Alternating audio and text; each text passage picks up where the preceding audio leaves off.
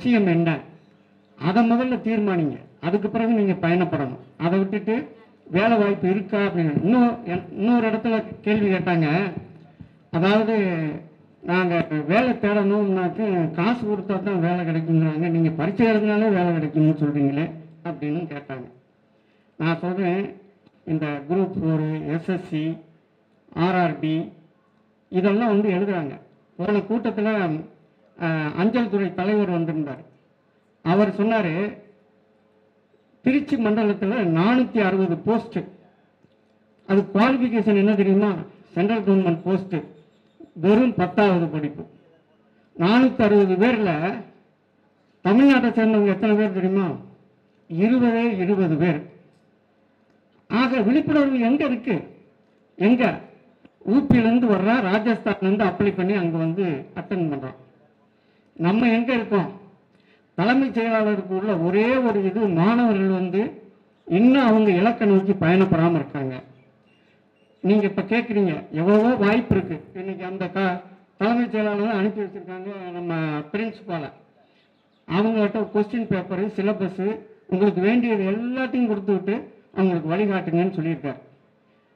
ஒரு பல வருஷத்துக்கு முன்னாடி சேலத்திலேருந்து உங்களை மாதிரி ஒருத்தர் நம்ம யூபிஎஸ்சி எக்ஸாம் எழுதணும்னு சொல்லிட்டு அவருக்கு கொஸ்டின் பேப்பரு இதெல்லாம் வேணும்னு கேட்குறாங்க.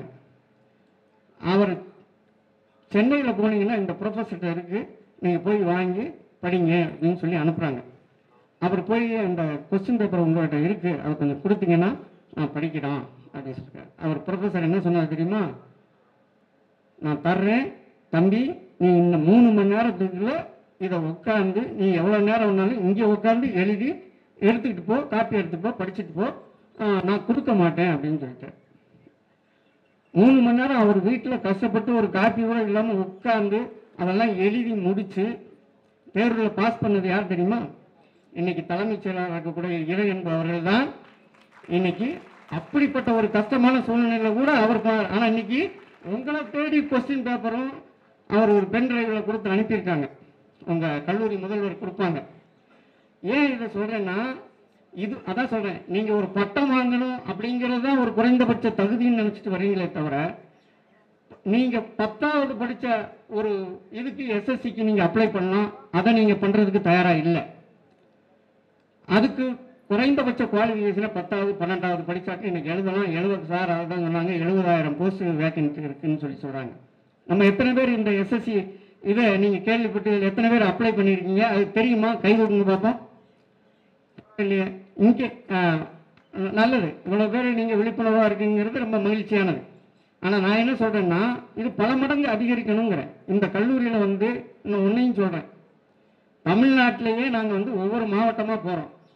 ஆனால் இந்த மாவட்டத்தில், இந்த மாநிலத்திலேயே இன்னும் சொல்ல போனால், ஒரு கல்லூரி முதல்வர் உள்ளிட்ட இவ்வளவு உட்கார்ந்து இவ்வளவு திரளாகவும் உட்கார்ந்து நாங்கள் வந்து லிமிட்டடாக தான் வந்து கொஞ்சம் எடுத்து நாங்கள் இந்த விருப்பம் உள்ளவர்களுக்கு தான் நாங்கள் இந்த செஷனே நடத்துவோம்.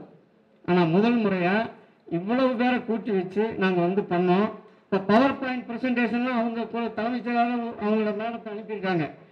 அவங்க வந்து உங்களுக்கு சாயந்தரம் கிளாஸ் எடுப்பாங்க. இப்போ இங்கே பவர் பாயிண்ட் ப்ரெசன்டேஷன்லாம் பண்ண முடியாது. அவங்க வந்து நிறையா அந்த மாதிரி பவர் பாயிண்ட் ப்ரெசன்டேஷன் வச்சுருக்காங்க. அப்படி இருந்தாலும் கூட ஏன் உங்களுக்கு இவ்வளவு பேருக்கு நாங்கள் வந்து அவர் அவ்வளோ வருத்தப்பட்டு பேசினார் அப்படின்னு சொன்னால், உங்களுக்காக நீங்கள் வாழ்க்கை முழுக்க பேசிக்கிட்டு தான் இருக்க போகிறீங்க. நீங்கள் பேசுகிறதுக்கெல்லாம் நேரம் இருக்குது. ஆனால் உங்களுக்காக நாங்கள் வந்திருக்கும் போது நீங்கள் சிரிச்சுக்கிட்டு, என்ன மாமா மச்சான் இதெல்லாம் நமக்கு ஒத்து வருமா, என்னம்மா அவங்க பேசிக்கிட்டு இருக்காங்கன்னு சொல்லிட்டு நீங்கள் சிரித்து பேசிக்கிட்டு இருந்தீங்கன்னா அதான் எங்களுக்குள்ள வருத்தம், வேற ஒன்றும் கிடையாது. நீங்கள் லிசன் பண்ணுங்கள், உங்கள் முன்னேற்றத்தை நீங்கள் பாதையில் போக வேண்டியது போகாது உங்களுடைய இது. ஏன் அப்படின்னு கேட்டால், நீங்கள் பாடத்தேர்வுக்கு படிக்கிறதும் போட்டித் தேர்வுக்கு படிக்கிறதுக்கும் ரொம்ப வித்தியாசம் இருக்குது. நீங்கள் பாடத்தேர்வுக்கு நீங்கள் பாடத்தை பத்திரம் படிச்சுட்டு போயிட்டா போதும்.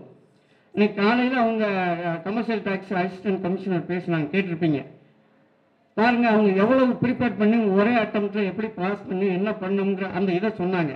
எத்தனை பேருக்கு அவங்க பேசுனதில் நம்ம வந்து சாதாரணமாக இப்படி வந்திருக்காங்க, நம்மளும் எழுதணும், அந்த ஃபயர் உங்களுக்குள்ள எழுந்தால்தான் இது வெற்றிகரமாக இருக்குமே தவிர, சும்மா வந்தால் நம்ம உட்காந்து கேட்டுட்டு ஏதோ நம்ம போகிறோம்னு சொன்னால் அதுக்காக வரல. வீடியோ உங்களுக்கு பிடிச்சிருந்தா லைக் பண்ணுங்க, ஷேர் பண்ணுங்க, சப்ஸ்கிரைப் பண்ணுங்க, கமெண்ட் பண்ணுங்க, பெல் ஐக்கன் ப்ரெஸ் பண்ண மறந்து போயிடாதீங்க. அப்போ தான் நாங்கள் போஸ்ட் பண்ணுற வீடியோவோட நோட்டிஃபிகேஷன் உங்களுக்கு வரும்.